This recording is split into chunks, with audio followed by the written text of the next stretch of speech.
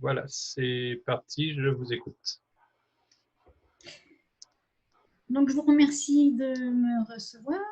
Je candidate au nom de mon entreprise qui se nomme Digital Expert, The Digital Expert,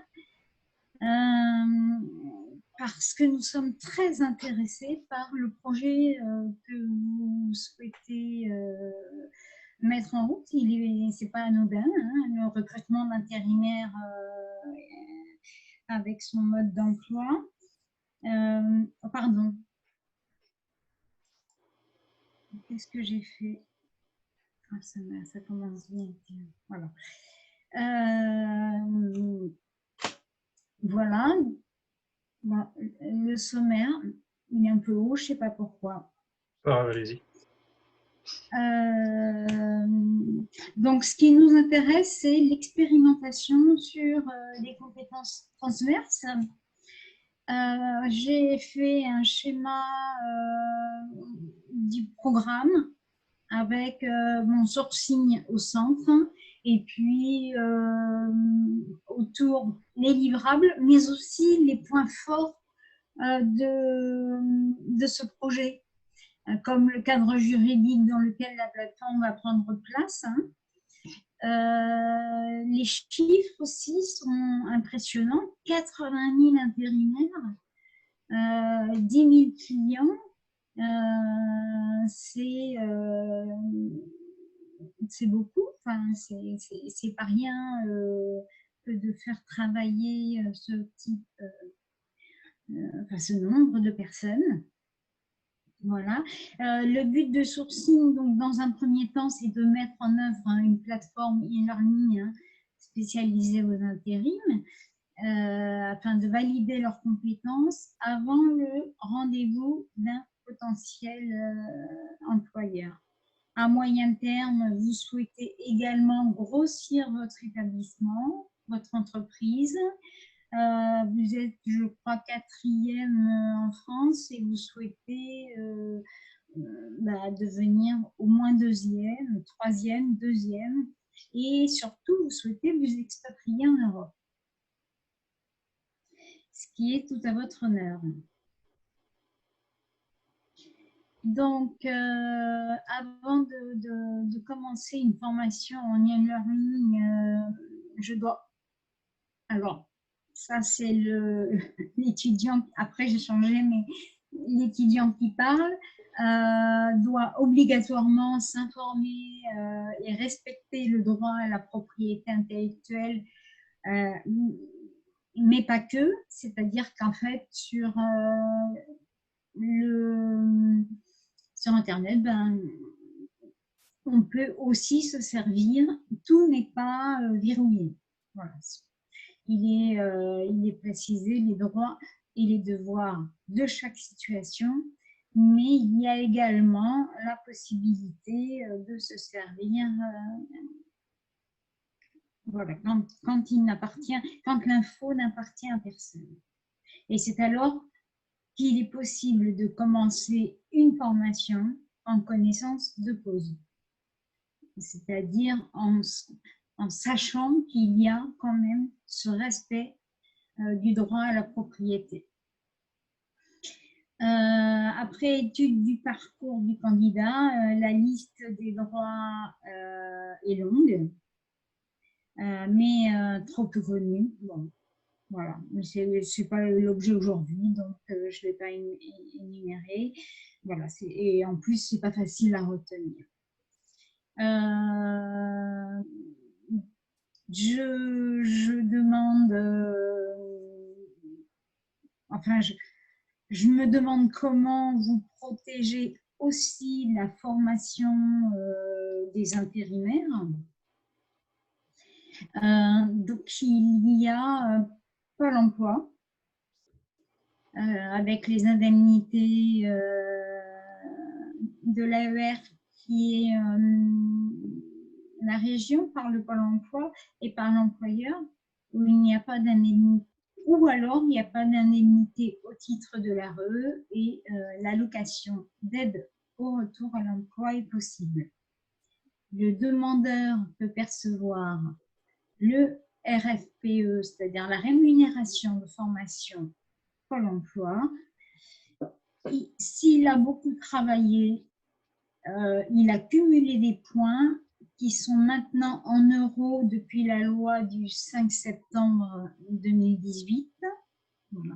Et de par son expérience professionnelle, il peut aussi demander une validation des acquis et de l'expérience. Voilà. Il y a un tableau économique de la formation qui est beaucoup plus explicite dans le livrable 1.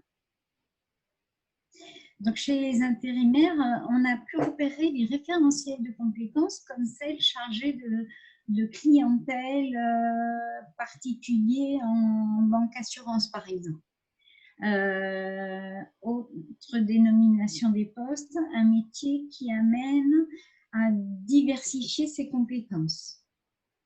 Il y a beaucoup plus de professionnels que l'on ne croit qui savent faire d'autres choses, mais qui n'en ont pas forcément conscience. Certains en ont conscience et font des reconversions ou développent leur métier. On peut découvrir des pratiques différentes, hein, la finalité du système, le nœud de complexité, avec l'adaptabilité, la dimension de son autonomie, l'influence de son environnement. Tout ça sont des atouts qui peuvent tout à fait expliquer les changements de savoir. Voilà. Vouloir agir, pouvoir agir, savoir agir, etc.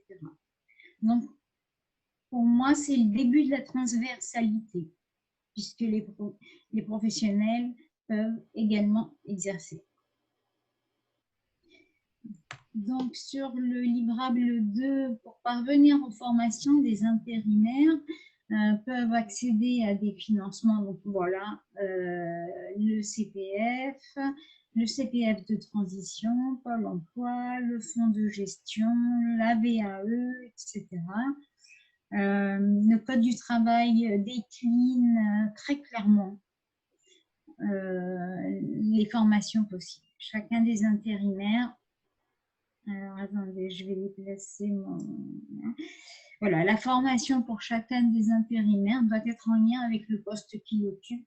Ça, c'est une obligation dans la formation, à l'exception des formations de reconversion, d'où le fait que le projet de sourcing est tout à fait viable.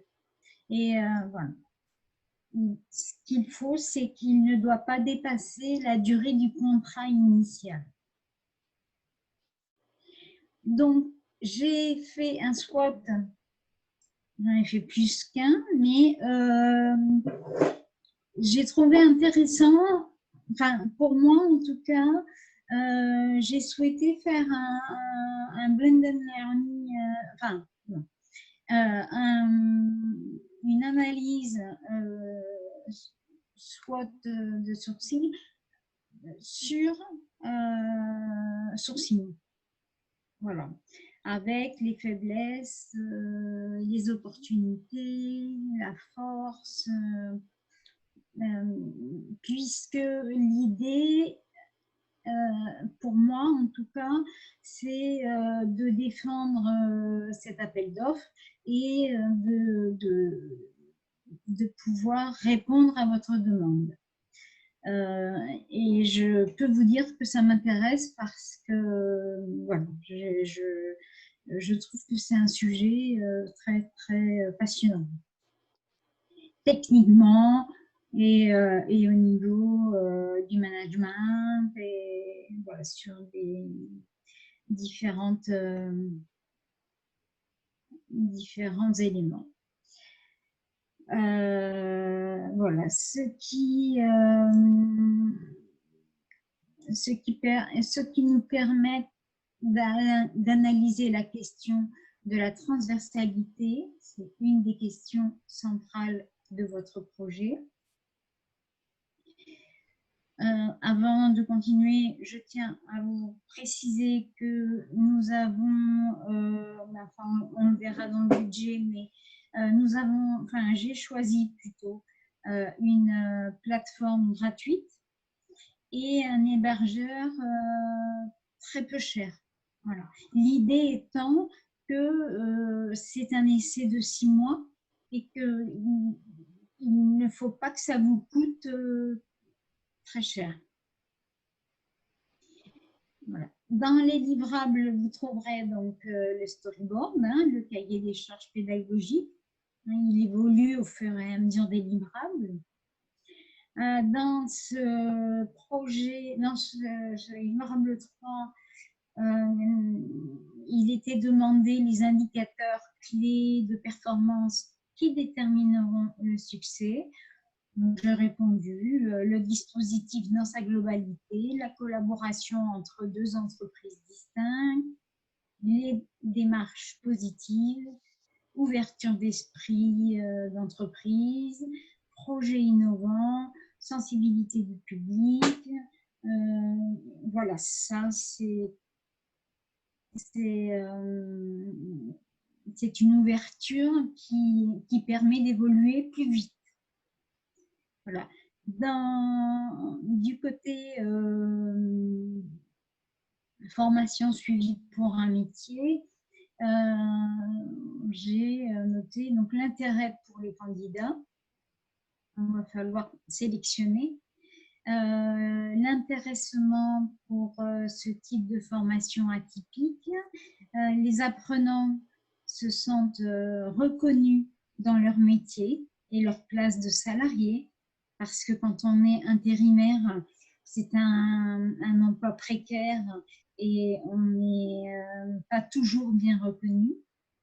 Et il s'agit d'apprendre également le numérique, puisque demain, tout va fonctionner avec le numérique. Donc, ils pourront prétendre connaître cet aspect-là. Alors, la transversalité, pourquoi? Alors, j'ai trouvé deux livres alors, que je vais m'acheter d'ailleurs parce que très intéressant. Ah, non. Où il parle effectivement, Jacques Douanel et Lol Cédès développent et analysent les emplois et les carrières. Et un autre livre qui précise quel type de métier on fait selon notre profil. Voilà, donc ensuite, il a été demandé d'écrire une Learner Journey Map. J'ai fait un gros effort, je l'ai écrit en anglais, je ne parle pas beaucoup anglais. Donc en fait, voilà, j'ai fait évoluer tout au cours d'une journée un apprenant. C'est-à-dire qu'il arrive le matin, il reçoit son premier cours, il pose ses questions, il se présente sur un plan personnel, bon, il y a la pause du matin. Il y a également la valorisation des certificats et de ce que la personne sait faire mais ne savait pas qu'elle pouvait le mettre en avant. Et puis, nous avons continué, enfin c'est les formateurs qui le feront, hein, mais je vais les former pour ça. Donc, sur les techniques, les modes de communication, les comportements. Voilà. J'entrecoupe la journée avec des quiz et des QCM qui n'ont absolument pas de valeur pour le certificat, par contre, qui leur sera attribué en fin de formation. C'est le choix que l'on peut faire. Donc, pardon, mais non, il n'y a pas. Qu'est-ce qui pousse à agir? Voilà, en fait, il y a une petite bulle, là, la galaxie des métiers. Hein. C'est qu'est-ce qui pousse à agir, les motivations, qu'aimez-vous faire, les intérêts. Enfin, voilà, on développe en fait ce qu'il y a chez la personne dont elle n'a pas forcément conscience, comme je disais tout à l'heure. Voilà. Ensuite, j'ai déroulé l'analyse, enfin une petite note de synthèse qui est très récente, hein, de février 2018, sur les compétences transversales. Je ne vais pas vous la lire, hein, parce qu'on y est demain encore. Il en est ressorti 16 situations de travail avec des compétences transversales mobilisées et des métiers des plus concernés. Alors, voilà, ces deux parties-là sont un préambule d'un livre qui est fascinant. Il a été étudié les compétences transversales donc de différents métiers, de différentes personnes qui avaient un métier sûr, médecin, infirmier, vendeur, etc. Et en fait, on se rend compte que au bout du compte, ce n'est pas forcément les bas métiers, entre guillemets, qui ne savent pas, au contraire même, qui ne savent pas faire autre chose que leur métier. Et au contraire, et c'est vrai qu'un médecin, il est médecin tout le temps. Donc, certes, il reçoit des patients, mais à titre personnel, moi, j'ai une amie médecin. Avant les vacances, l'année dernière, elle m'a demandé si je pouvais l'aider à faire une lettre de motivation et un CV. Donc, ça prouve que les personnes conscientes de leur savoir-faire ne sont pas celles que l'on pourrait penser dans des stéréotypes. Voilà. Au niveau de la budgétisation, donc voilà, le budget avec LMS, Moodle et son hébergeur pour 6 mois, c'est vraiment pas cher, puisque l'hébergeur, j'ai pris le maximum, mais il n'est même pas sûr qu'on ait besoin du maximum, hein, 9 € par mois. D'ailleurs, il y a une coquille, hein, c'est ah non, c'est 9 € par mois, pardon, oui, c'est ça. C'est parce que je l'ai mal écrit. Voilà, ce qui fait vraiment très très peu. Ce qui coûte le plus, bien sûr, ce sont les salaires, hein, les salaires de l'ingénieur pédagogique, du chef de projet, de l'analyse des besoins, du cahier, non, le cahier des charges est inclus. Le comité de pilotage est suivi de réunions, etc. Bon, tout est présenté et ça, c'est un budget qui revient à 16 125. Donc, voilà, je termine en vous disant à bientôt pour la suite du projet. Ok. Ok. Bon. Ok. Vous ne m'avez pas expliqué dans quel cadre, moi, Sourcing, je peux mettre en place une formation à distance pour mes intérimaires, légalement. Est-ce que je peux le faire? Est-ce que je dois le faire? Et si je peux le faire, c'est dans quel cadre? Alors, en fait, il s'agit Est-ce que vous des m'avez questions parlé de formation. est-ce que vous m'avez parlé des droits des intérimaires, CPF, etc. C'est ça. Donc, si je mets en place une plateforme, il faut Alors, que ça soit pris sur en leur compte. e-learning, alors ce sera uniquement en distanciel.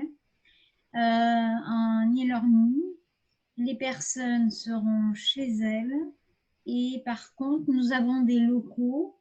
Nous, donc nos professionnels seront dans nos locaux. Non, je ne parlais pas de ça, je parlais du financement. C'est-à-dire que si je propose des formations à mes intérimaires, ils sont obligés de le prendre sur le compte de leur CPF. Il faut qu'ils demandent CPF ou autre. Hein. Mais c'est quoi autre? Oui, il faut qu'ils, Pôle emploi par exemple.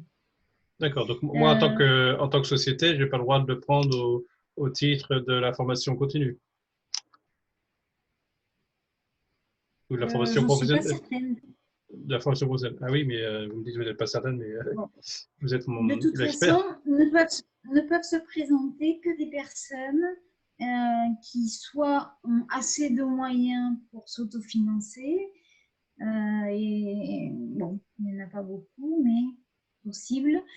Et surtout les personnes qui ont l'accord de leur employeur. Sans ça, elles ne peuvent pas se présenter à la formation. Je n'ai pas compris.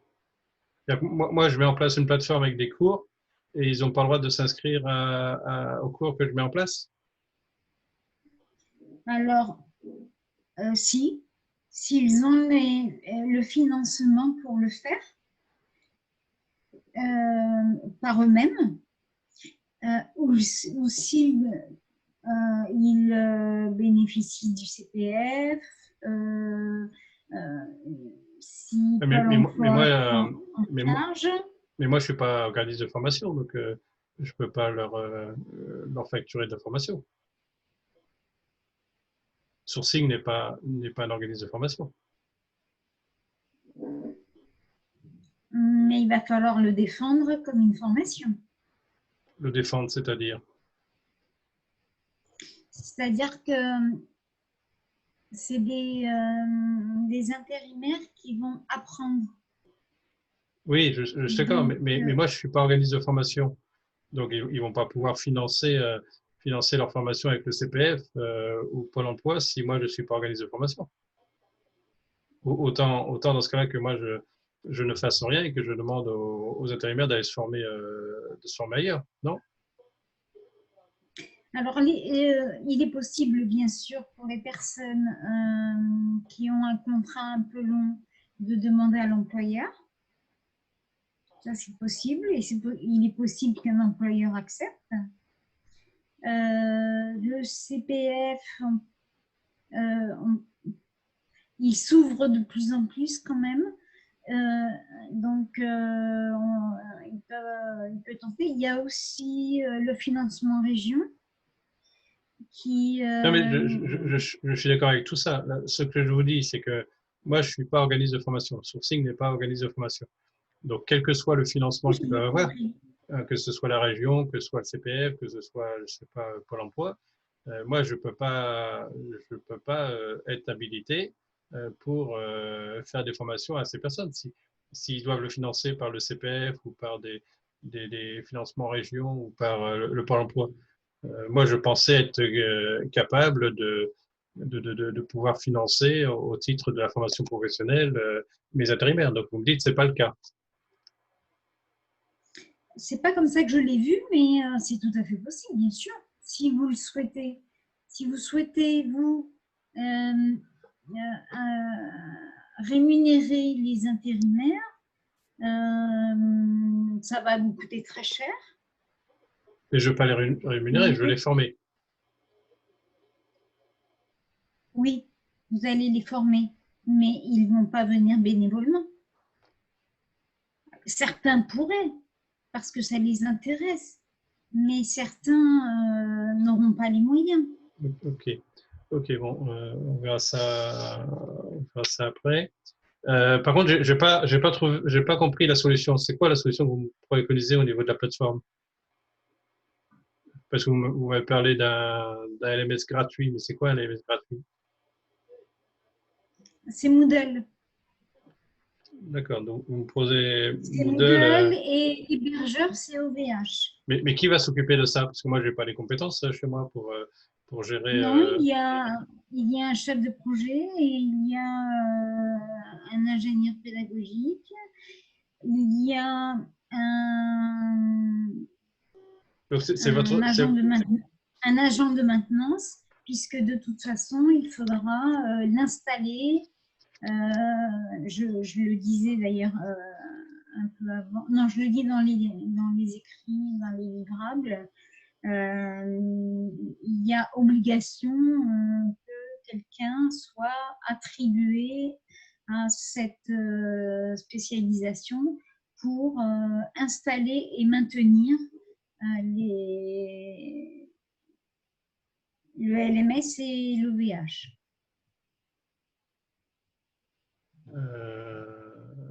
Donc c'est votre société qui fait ça. Non, j'embauche quelqu'un. Attends, je ne comprends pas. Moi, que vous embauchez ou vous embauchez pas, je m'en fiche. Ce que je veux savoir, c'est qui gère, qui va gérer ma plateforme. C'est vous? C'est vous, la société que je consultais, qui allez m'assurer ça? Oui, oui. Ok. Enfin, Et oui, non. oui ou non? En fait, ça s'entend. C'est à décider ensemble. C'est ensemble. Moi, je peux pas le prendre. Ce serait logique. Moi, j'ai Ce serait pas logique que ce les. soit vous. Bah oui, Mais mais moi, j'ai dans pas la mesure où le. Moi, j'ai pas l'intention de. Là, c'est pas mon métier. Moi, je suis intérimaire. J'ai pas l'intention oui, oui, de devenir gestionnaire d'une plateforme avec un hébergement. J'ai pas les compétences. oui, c'est pas l'intention pour moi que ce soit vous, puisque moi je réponds à l'appel d'offres. C'est évident, enfin, c'est évident. Ça me paraît important que ce soit nous qui financions les plateformes, tout comme c'est à nous de financer l'agent de maintenance. C'est à nous de financer les formateurs. Donc c'est vous qui financez tout ça. C'est-à-dire que moi, je paye rien. Non, vous ne payez pas rien. Je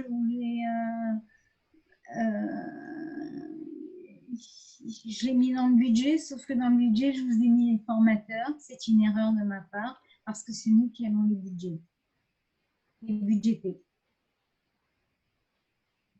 Ok. Ok. Donc j'ai la plateforme, j'ai l'hébergement. Est-ce que j'ai dessus les cours? C'est nous qui les mettons en place, puisque c'est nous qui allons les produire. Ok. Et vous me produisez. Moi, je dois former les formateurs en sachant Et en quoi je vais les former. vous me produisez combien de modules, combien d'heures de formation? Alors, je prévois, ça va dépendre de la clientèle. La clientèle, le client, c'est moi. Pardon. Ça va dépendre des candidats et des apprenants. Et je prévois entre une journée et une semaine. Ce n'est pas ma question. Moi, je ne posais pas la question de savoir le temps qu'a passé l'apprenant sur la plateforme. Ce que je veux savoir, c'est le nombre de modules de formation que vous mettez en place et le nombre d'heures correspondant à l'ensemble de ces modules. Le nombre d'heures de formation, mais pas le nombre d'heures que va passer l'apprenant sur la plateforme. J'ai combien de modules et j'ai quel volume de formation sur ces modules. D'accord. En fait, je vais partir pour chacun du tableau, soit parce que il est très bien fait. Hein. On part de ce qui est opportun, de ce qui menace, de ce qui est force, de ce qui est faible. Et je fais une analyse de tout ceci avant la formation et ensuite je dispatche des 5 formations, 5 sessions. Non, mais je vous parle pas de session, je vous parle pas d'apprenant. Ce que je vous parle, c'est vous me faites un devis. Dans le devis, il y a une plateforme, mais la plateforme seule, j'en fais rien. Donc sur la plateforme, il faut des modules de cours. Donc la question, c'est pour le devis que vous m'avez fait, j'ai combien de modules de cours et ça correspond à quel volume d'heures de formation? Donc je prévois 5 modules. 5 modules. Oui. Vous le verrez dans mon écrit. Et par contre,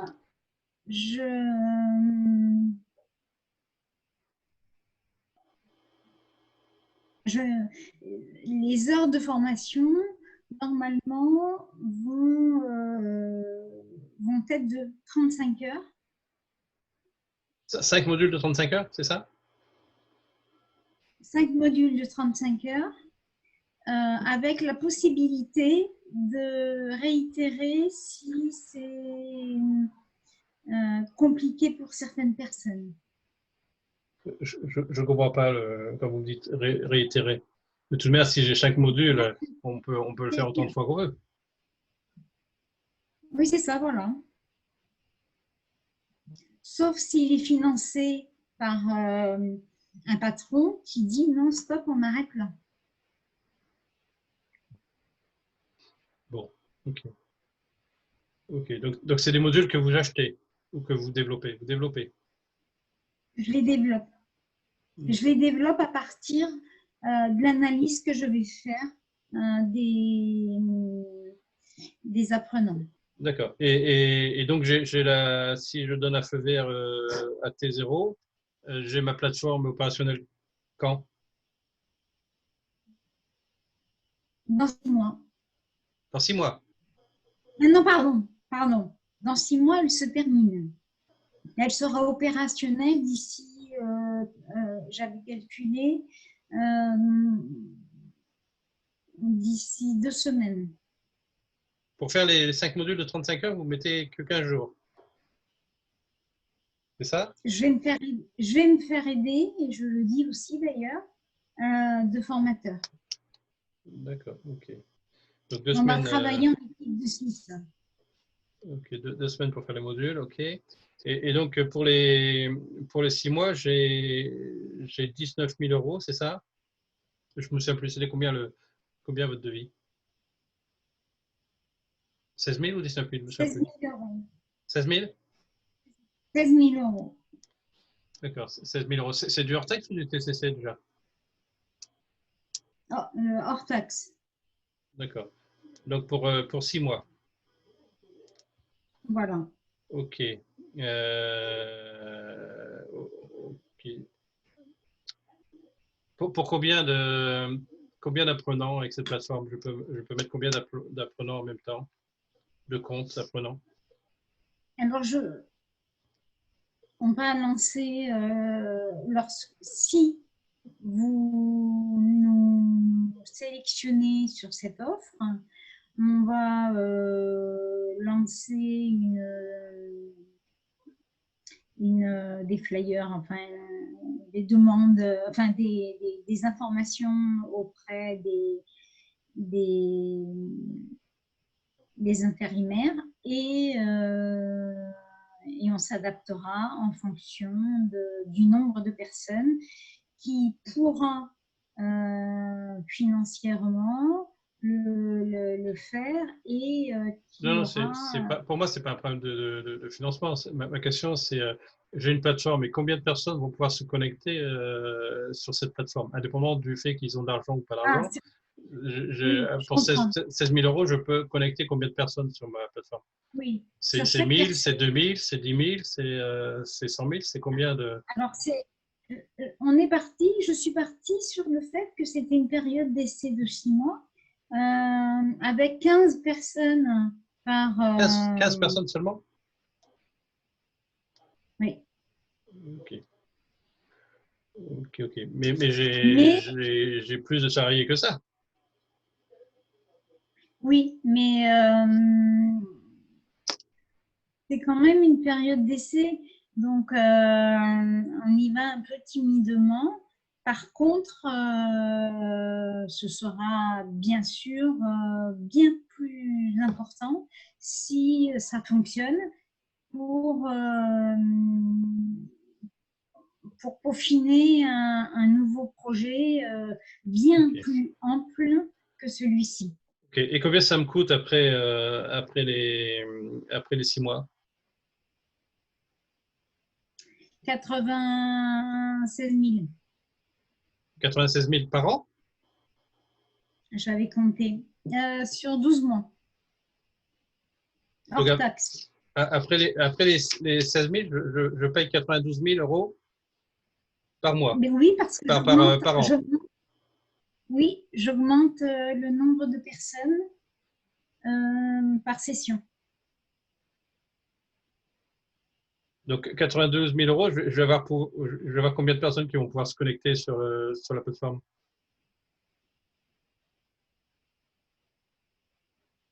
Je mets un maximum, enfin, sur chaque session.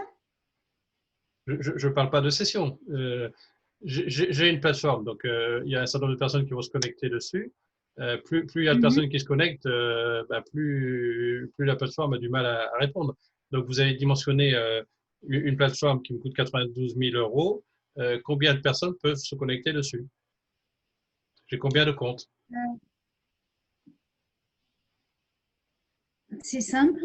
Il y a 80 000 intérimaires, mais certains ont l'obligation d'être au travail, donc il n'y aura pas 80 000 étudiants. Néanmoins, on pourra largement doubler, même tripler les apprenants. Et donc, par plateforme, on peut tout à fait imaginer, on peut s'approcher des 100 par session, de la centaine.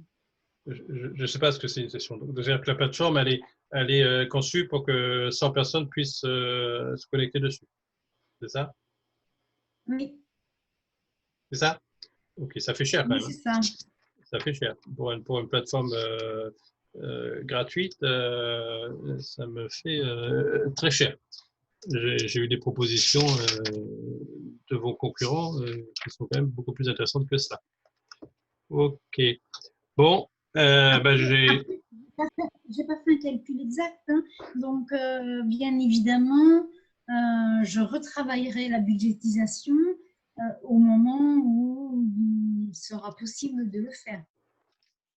Ok, je vous remercie. Je vais regarder votre proposition et puis je reviendrai vers vous pour dire ce qu'il en est. Ok, merci. D'accord. Merci à vous. Euh, je sais pas. Il y a encore il y a encore beaucoup de travail sur votre projet là. Vous avez progressé par rapport à la dernière fois, mais là, il y a encore beaucoup de travail. Euh, Déjà, je suis une société. La société, elle veut former ses intérimaires. Je ne peux pas leur dire de prendre leur CPF. Ce que j'attendais, moi, c'est que vous regardiez en termes de législation. Est-ce que la société Sourcing pouvait faire de la formation professionnelle avec ces intérimaires en mettant en place cette plateforme. Là, vous ne m'avez pas répondu parce que vous me dites bah, il faut qu'ils se fassent financer par ailleurs. Mais s'ils ne seront pas formés par ailleurs, moi je ne suis pas centre de formation. Donc, ils ne pourront pas utiliser ma plateforme. Donc là, je suis un peu embêté. Après, Il sur faut les… peut-être créer un centre de formation. Pardon? Il faut peut-être créer un centre de formation. Bah oui, mais j'ai peut-être pas envie en tant que sourcing de devenir centre de formation. C'est pas le métier de sourcing. Sourcing, c'est de faire de l'intérim, c'est pas de faire de la formation, c'est pas de devenir un centre de formation. Après, en tant que société, comme toute autre société, il y a un budget pour les plans de gestion de compétences, parce que maintenant on ne parle plus de plan de formation, on parle de gestion de compétences. Mais est-ce que j'ai le droit de mettre un plan de gestion de compétences à distance? Vous m'avez pas répondu. Ensuite, ah si, vous pouvez. Ben, je sais pas, vous m'avez pas répondu. Et quelle loi que j'applique, je sais pas. Ben, je sais pas. Vous me dites si, mais je sais pas. Et après, vous préparez une plateforme Moodle avec OVH. Je sais pas qui va la gérer, si c'est vous. Donc après, c'est vous. J'ai que 5 modules dessus. J'ai que 5 formations dessus et ça coûte 19 000 € pour 6 mois. Non, uniquement pour la période d'essai parce que ça va être beaucoup plus après. Bah oui, après c'est 92 000 €. Vous prenez et encore c'est de l'OVH gratuit. Ça c'est de l'OVH et puis de Moodle gratuit. Si vous allez chez un fournisseur comme 360 Learning, vous avez un truc à 20 000 € pour 1000 personnes. En gros, c'est ça. Donc, votre proposition, moi, m'intéresse pas du tout. Hein. Elle m'intéresse pas du tout. 90 000 € pour 100 personnes. Et vous confondez plein de choses. Quoi. Vous confondez les sessions, vous confondez les apprenants, les nombres de formations. Il y a beaucoup de, je crois, de confusion dans votre esprit sur le projet. Là. Ah non, pour moi, c'est très clair. Hein. C'est vrai que je suis pas à l'aise dans la verbalisation, mais c'est un projet qui est très clair pour moi. Ah ben, je ne sais pas s'il est clair pour vous, mais vous présenter comme ça face à un client, à mon avis, c'est rédhibitoire, il ne vous prend pas. Hein. Ça, c'est clair. Parce qu'il ne comprend pas grand-chose. Il n'est pas un spécialiste, hein, c'est juste une société d'intérim qui consulte une société qui est normalement expert dans le domaine pour lui mettre en place une plateforme. Et là, il ne comprend pas. Hein. Il ne comprend pas il ne comprend pas du tout ce qu'il va voir. En plus, ça lui coûte cher. Je suis embêté. Qu'est-ce qu'il dit votre mentor? Il dit que c'est très bien tout ça ou qu'est-ce qu'il dit? Mais ce qu'il dit, c'est que bon, j'ai eu tout récemment un problème familial grave qui a dû me faire m'absenter. Et donc, j'ai fini mon dossier un petit peu à l'arrache.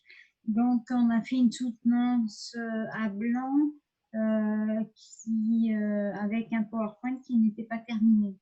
Mais sinon, oui, dans nos rencontres, on est très à l'aise et il est d'accord avec notre proposition. Ok. Bon, je sais pas. Je vais réfléchir, voir ce que je fais. Je donne la réponse dans 48 heures. Ok, je vais réfléchir.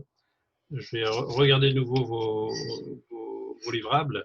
Bon, la présentation, lui, ça va pas bien la présentation, hein, ça va pas du tout. Après, je vais voir les livrables plus en détail et puis je reviens vers vous. D'accord. Vous avez des questions? Non, pour moi, ça va. Ok, ça marche. Bon, ben, je vous souhaite une bonne journée et puis je reviens, on est samedi. Je reviens vers vous avant lundi soir. Ok? Merci. Bon Allez, week-end. merci, bon week-end.